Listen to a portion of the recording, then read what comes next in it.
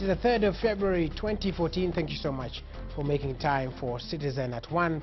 My name is Willis Raburu. Now, our top story this hour. Top Coast police officials are currently holed up in a security meeting following the riots that rocked the coastal city yesterday, claiming the lives of 2 people. Police arrested over 100 suspects who are expected to be arraigned in court this afternoon. There was unrest within the CBD during the morning hours as family members and friends of the arrested suspects milled around the Mombasa law courts, expecting their loved ones to be brought there. Police stormed Masjid Musa Mosque following a tip-off that there was a radicalization seminar that was going on in the mosque. One AK-47 was recovered and flagged resembling those of the Al-Shabaab militia group.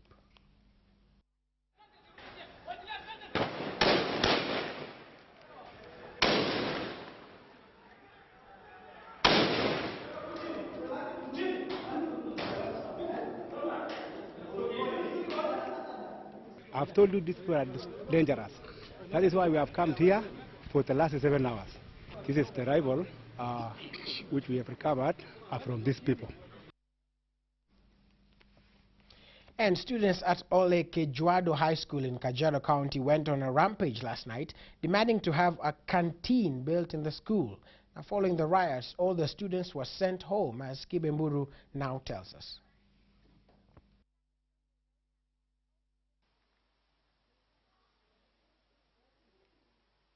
In what appears to be a pre-planned riot, the students decided to go on rampage last night, destroying all property in the school.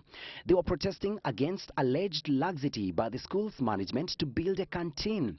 However, some students decided to hide in the school compound as their colleagues went on rampage. The Kajiado County Education Cabinet Secretary Ali Letura said the irate students destroyed windows on buildings in the school. A few window panes were broken, the class window panes and the window panes to the dining hall. Early this morning, the school management and the County Cabinet Minister for Education, Ali Letura, held a meeting and decided to close the school indefinitely. We resolved to send students home for some time, maybe about a week. We have not decided on the opening date yet because we need to have a board meeting. Kibemburu, Citizen at 1. Thank you, Kibe, for that story. 300 squatters residing in a farm in Joro, allegedly owned by former President Daniel Moi's personal assistant, John Locorio, have been evicted from the farm following a court order. The squatters have been laying claim to the land in which they say they have occupied for the last 20 years. Sleep for residents of Ngongongeri farm in Joro was interrupted by armed policemen here to execute a court order requiring the residents to vacate the land allegedly owned by John Locorio. Their claims of ownership would fall on deaf ears as their homes were brought down, leaving over 300 families without a place to call their own. Na hii shamba 2011 walikuja hivi the same time wamekuja hivi, na saizi ile kitu ambayo tunauliza tumekuja limebomolewa. The squatters have been demanding to have a portion of the land they claim was allocated to them. However, according to police, the squatters have been occupying the land illegally and squandered plans to allocate them land by demanding the entire 25 acres. Despite their resistance, the land was immediately plowed after police used tear gas to disperse them. We want to remove these people from the hands of criminals who are taking advantage of owners of farms. At least one person was injured in the melee after a police dog bit him. One other was arrested. Esther Kahumbi, Citizen at 1. Now, close to 100 families from a rental apartment in Kiambu town spent the better part of Sunday afternoon mingling and getting to know each other in a move aimed at enhancing the Nyumba Kumi initiative. Now, the meeting resolved to support the government's Nyumba Kumi initiative to boost security in the area. Let's take a look. 10 minutes. I know you're happy. You're good to me. The large gathering of families came out in numbers to an event organized specifically for them to get to know the people next door, where they work, and even their families. The socialization function is in line with the Nyumba Kumi initiative introduced by the national government, a concept that requires one to know his or her neighbors for security purposes.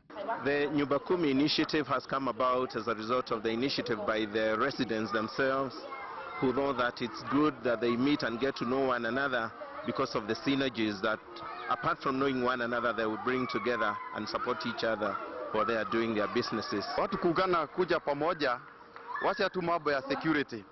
Wanaweza kuja na ideas mingi sana hata za kusaidiana. Kwa hivyo kuungana ni kitu mzuri. Lazima tujuane, sababu mtu alikuwa anapita mwingine kwa stairs, hasalimii mtu. And to ensure that the bonding was successful, their children engaged in fun activities, while their parents found their ways of knowing each other better.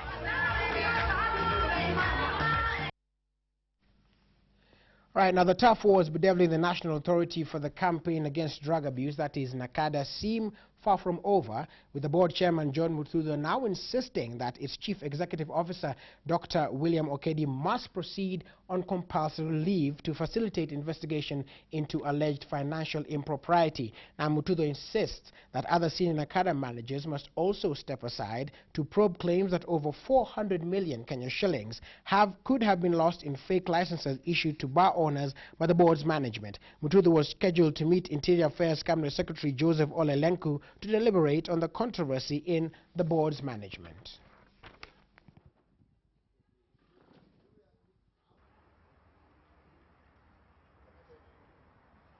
Everybody agrees, the entire board agrees a lot of money has been embezzled, but nobody knows how much. And that is what we are struggling to do. So we want to tell all the pub owners, and they should note this very carefully. If you are having a license issued by NACADA, please do a photocopy, keep it ready, certified copy of that license, ready to send it to NACADA when you are called for it to be received. Otherwise, you'll be prosecuted as an accomplice. Particularly Nairobi and the Kiambu area, and also some parts of Rift Valley, Mombasa and other places, there are a lot of fake licenses. So the issue here is a grave issue, and we are calling for the public to cooperate fully. Right now, Tongaren Member of Parliament Dr. Eseli Simiyu has criticized the government for allegedly neglecting the recently elevated national schools. The Member of Parliament says most of the elevated schools lack the required facilities commensurate to their new status. He claimed that some of the national schools do not even meet requirements for being district schools. He spoke when he issued checks to needy pupils who will be joining Form 1, while Eseli also urged the government to increase the funds allocated from the current 25 million to 100 million. Hakuna haja kuweka label kwa shule kusema national school na hujaweka vifaa kwa hiyo shule, hujaweka walimu wa kutosha, alafu tuchukue mtoto tumpeleka ameenda national school na kumbe hiyo shule haina vifaa ya kutosha, haina walimu wa kutosha. Hiyo itakuwa kudanganya wananchi, na sisi kama viongozi wa hii nchi hatutakubali wananchi wadanganye. Right, now the common perception of a soldier's life is that of an easy, fun-filled career of cheap AFCO-bought goods. But as the deployment of the Kenya Defence Force in Somalia proves, being far away from home and for long